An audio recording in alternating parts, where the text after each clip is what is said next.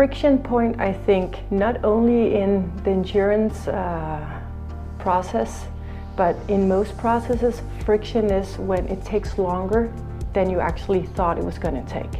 If you go online and you get irritated, then you might be going, ah! And then the flow, you won't get your flow and your service communicated the right way. When we think about how we're going to use this in customer journeys, even online, is also to think about, of course we want to make it pretty, but it has to be a fast and communicative way to do it.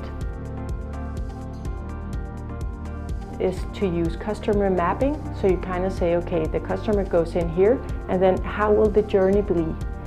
And then if you take it one more step, you pinpoint all the contact points and you use a service blueprint, and then you start talking down in the company. So one contact point might have 3 systems in the company and might have 7 different personnel they need to talk to during that contact point.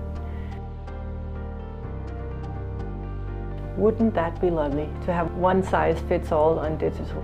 And we all know we're all different, so maybe we have customers thinking a lot about price, maybe we have customers that know everything themselves, don't really want to be asked, don't really want to talk to you.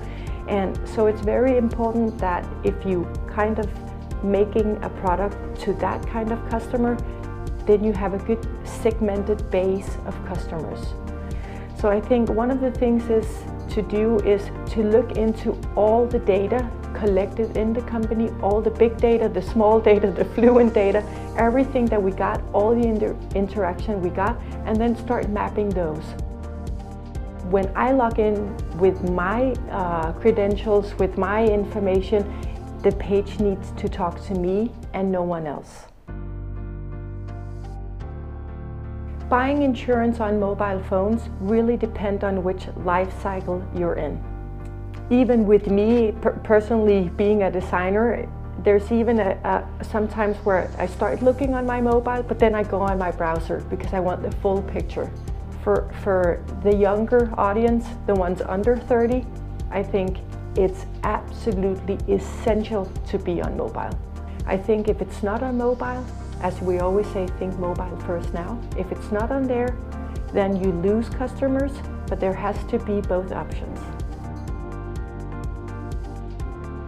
My journey as a customer has to go very smooth, but it will never go smooth if the system we have in the company to support that customer journey doesn't go smooth, then there will be friction.